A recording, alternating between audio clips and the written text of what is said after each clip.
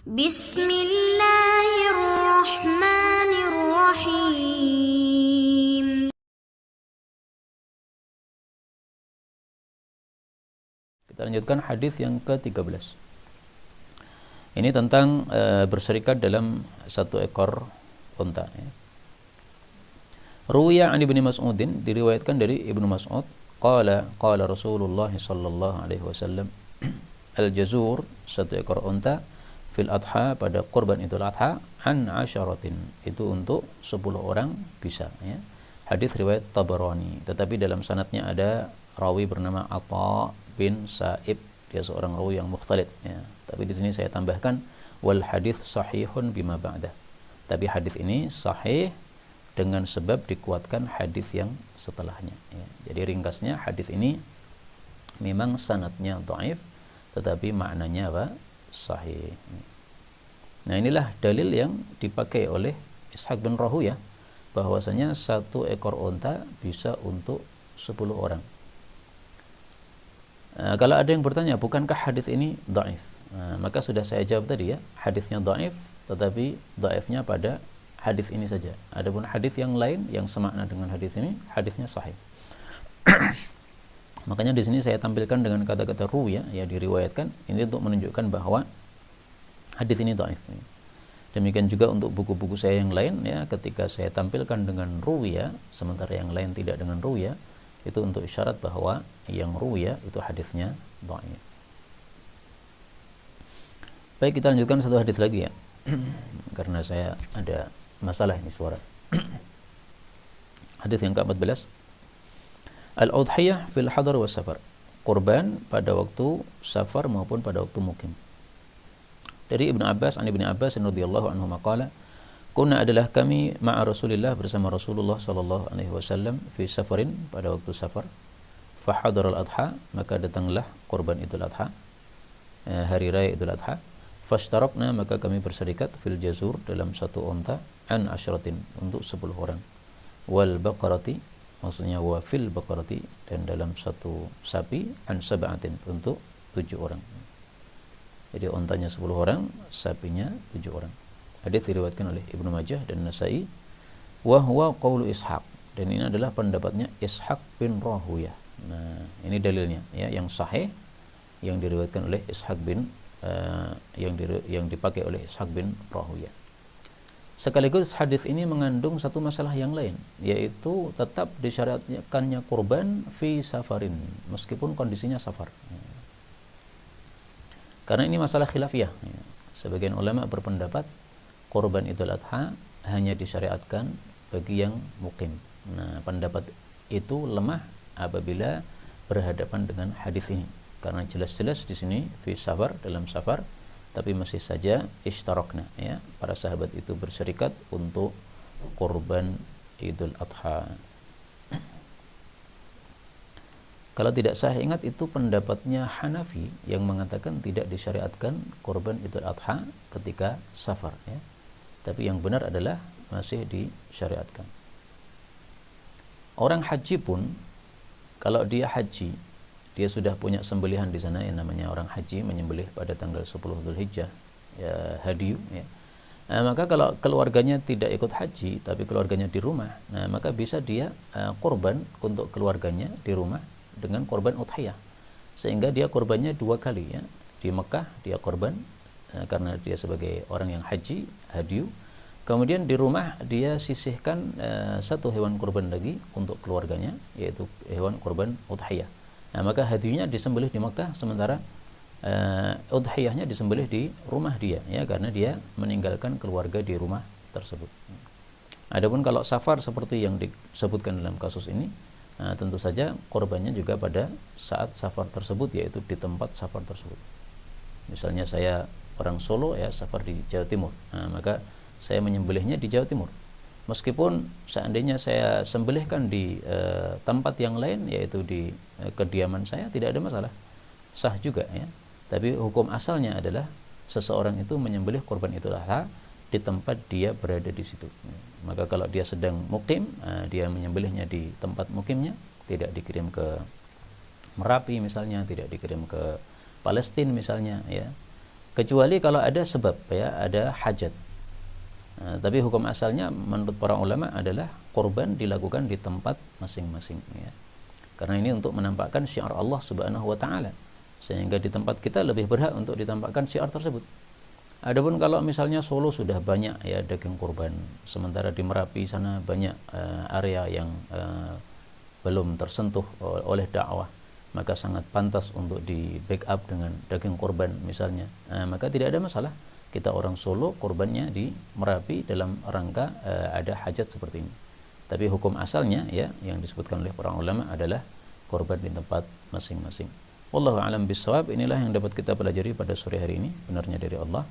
Dan apabila ada salahnya fa astaghfirullahal azim li wa lakum. Dan kalau ada pertanyaan silahkan ditampilkan.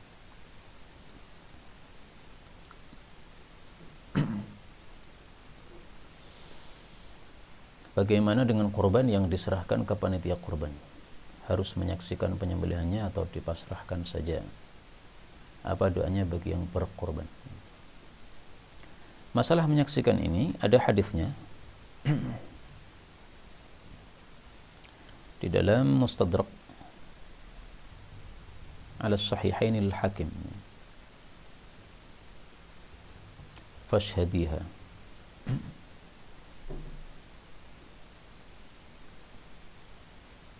Nah, waktu itu Fatimah dia tidak menyembelih sendiri karena dia perempuan ya. Tapi sebenarnya perempuan menyembelih sendiri nggak ada masalah. Hanya waktu itu Fatimah tidak menyembelih sendiri. Maka Nabi mengatakan, ya Fatimah qumi ila udhiyatik. Ya, kamu bangkit kepada udhiyahmu, fashhadiha, saksikan. Tapi ini hadisnya kata Imam Hakim sahih sanadnya. Sementara ditolak oleh Imam Dhahabi, dia mengatakan di dalamnya ada rawi bernama Abu Hamzah, ini dhaif jiddan.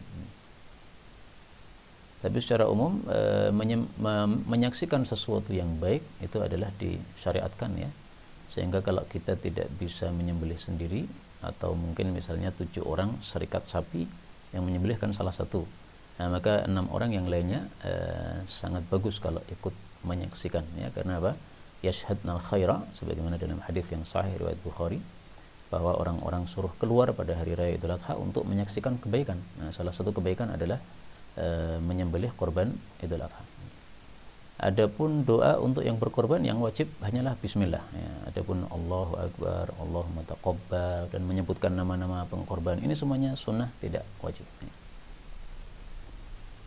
Apakah dalam satu keluarga diharuskan untuk mengganti atau menggilir nama yang berkorban dalam tiap tahun, misal nama istri dan anak-anak? Ini sama sekali tidak ada syariatnya ya. Jadi adat orang Indonesia tahun ini diatasnamakan bapak, tahun berikutnya diatasnamakan ibu, tahun berikutnya anak pertama, anak kedua, anak ketiga. Ini bukan satu syariat yang ada dalilnya, sehingga tidak usah dilakukan ya.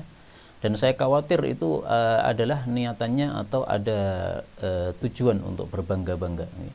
Sehingga membanggakan diri, aku sudah korban, istriku sudah, anakku 1, 2, 3 semuanya sudah. Yang benar adalah ya yang korban yang punya duit itu, bapaknya punya duit, korban ya. Kalau istrinya yang punya duit misalnya ya, maka istri yang korban ya. Kecuali kalau dia serahkan duit itu kepada bapak, kepada suami ya. Ini duit saya serahkan untuk antum ya, jadi milik antum, nanti antum korban dengannya. Nah, maka ini tentu saja yang berkorban adalah bapaknya. Jadi tidak perlu diurutkan atas nama itu, tidak ada syariatnya sama sekali. Selama ini masih ada satu. Selama ini kalau berkorban selalu atas nama suami, apakah saya dan anak saya juga mendapatkan pahala yang sama seperti suami saya? Ini saya nggak paham bagaimana maksudnya ya. Apakah maksudnya adalah duitnya dari istri? Kalau duitnya dari istri ya hakikatnya yang berkorban adalah istri ya. Sementara dia tidak berkorban sendiri karena sebagai seorang perempuan, maka dibelikan oleh suaminya, kemudian suami yang menyembelih. Tapi hakikatnya yang berkorban adalah istri karena duitnya dari istri. Kecuali kalau tadi diberikan ya. Kalau sudah diberikan berarti sudah jadi milik suami, berarti yang berkorban adalah suami. Adapun kalau berserikat dalam pahala, itu cukup seorang suami berkorban, kemudian dia mengatakan, ya Allah terimalah ini dari saya dan sekeluarga. Nah, maka semuanya sudah dapat ya, sudah dapat pahalanya. Jadi cara menserikatkan pahala untuk sekeluarga adalah ketika berkorban kita katakan ya, ini untuk saya dan untuk keluarga saya. Di hadis kedua dijelaskan bahwa menurut Imam Tirmidzi, hadis yang diriwayatkan Abu Hurairah dikatakan bahwa bukan dari ucapan Nabi, melainkan dari Abu Hurairah sendiri. Padahal di situ ada qala Rasulullah. Mengapa Abu Hurairah bisa mengatakan qala Rasulullah? Yang mengatakan qala Rasulullah itu bukan Abu Hurairah sendiri, ya. Jadi maksudnya itu rawi meriwayatkan hadis dari Abu Hurairah, kemudian rawi katakan bahwa Rasulullah bersabda. Nah, sementara ulama yang lain atau rawi yang lain mengatakan tidak begitu yang benar. Yang benar Abu Hurairah berkata titik, tidak ada qala Rasulullah. Jadi qala Rasulullah bukan dari Abu Hurairahnya, ya, dari perawi-perawi yang meriwayatkan setelahnya itu. Nah, maka di situ terjadi perselisihan pendapat di antara para ulama periwayat hadis. Ini yang benar sabda Nabi atau perkataan Abu Hurairah? Nah, oleh Imam Tirmidzi diteliti, akhirnya beliau berkesimpulan yang benar adalah perkataan Abu Hurairah, bukan sabda Nabi sallallahu alaihi wasallam.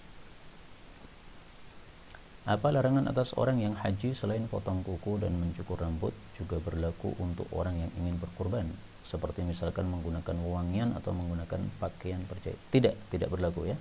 Itu hanya berlaku untuk orang yang haji. Adapun yang ingin menyembelih hanya dilarang untuk mencukur rambut atau bulu atau kuku, itu saja, ya. Yang lain tidak dilarang. Nah, mungkin pertanyaan ini muncul karena kemarin saya katakan hikmah kenapa dia dilarang untuk potong rambut dan potong kuku, supaya dia sama dengan orang-orang yang haji, ya. Itu kan hikmahnya yang disebutkan oleh para ulama. Dan itu memang kalau kita perhatikan dalam syariat-syariat yang lain juga seperti itu. Misalnya, ya, ada orang azan. Nah, kita yang tidak azan tidak mendapatkan fadilah azan. Nah, maka supaya adil, ya, maka orang yang mendengarkan azan disuruh menirukan azan supaya mendapatkan fadilah sebagaimana orang yang azan tersebut. Nah, demikian juga di sini. Ada orang haji, dia mendapatkan fadilah besar. Nah, yang tidak haji gimana? Nah, supaya dapat fadilah yang mirip dengan mereka, maka disyariatkan yang serupa dengan mereka. Yaitu pendapat para ulama kita rahimahumullah ta'ala. Ada lagi? Cukup nggih? Wallahu a'lam bissawab. Benarnya dari Allah, dan apabila ada salahnya fa astaghfirullahal azim li wa lakum. Subhanakallahumma rabbana bihamdika asyhadu an la ilaha illa anta astaghfiruka wa atubu ilaik. Walhamdulillahi rabbil alamin.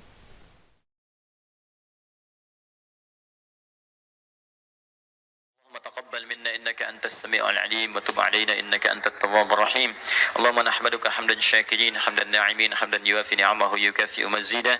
يا ربنا لك الحمد ولك الشكر كما ينبغي لجلال وجهك الكريم ولعظيم سلطانه. اللهم صل وسلم وبارك على رسولك الكريم نبينا محمد وعلى آله وصحبه أجمعين. اللهم اجعلنا من أهل القرآن waj'alil Qur'ana sahiban lana fid dunya wa syafi'an lana fil akhirah. Ya Allah, jadikan kami termasuk ahli Al-Qur'an. Jadikan Al-Qur'an sebagai sahabat kami di dunia, syafaat bagi kami di akhirat.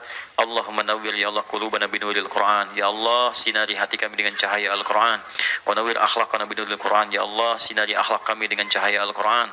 Allahumma nawwir hayatana binuril Qur'an, a'ilatana binuril Qur'an, quburana binuril Qur'an. Ya Allah, sinari kehidupan kami dengan cahaya Al-Qur'an. Sinari keluarga kami dengan cahaya Al-Qur'an. Sinari alam kubur kami kelak dengan cahaya Al-Quran. Allahumma ya arhamar rahimin, taqabbal minna jami' amalina salihah. Ya Allah, mohon terima seluruh amal kami, jadikan itu saleh dalam pandangan-Mu ya Rabbal Alamin. Rabbana yassir lana wa la tu'assir alaina. Ya Allah, mudahkan semua urusan kami, jangan berikan kesulitan pada kehidupan kami. La tada'lana fi maqamina hadha dhanban illa ghafartah. Jika ada pendosa hadir di ta'lim ini, jangan biarkan dia meninggalkan tempat ini ya Allah, kecuali Engkau telah ampuni segala dosanya. Wala hamman illa farajtah. Jika ada yang tengah gelisah, jangan biarkan dia meninggalkan majlis ini kecuali Engkau telah tenangkan keadaan hatinya. Allahumma wala maridan illa syafaitah. Jangan ada ya Allah orang sakit di tempat ini kecuali Engkau sembuhkan penyakitnya. Allahumma ya Allah, Allahumma ya Allah, Rabbana atina fid dunya hasanah wa fil akhirati hasanah wa qina adzabannar. Bifadlika subhana rabbika rabbil izzati amma yasifun. والسلام على المرسلين وآخر دعوانا سبحانك اللهم وبحمدك أشهد أن لا إله إلا أنت نستغفرك ونتوب إليك والحمد لله رب العالمين ثم السلام عليكم ورحمة الله وبركاته.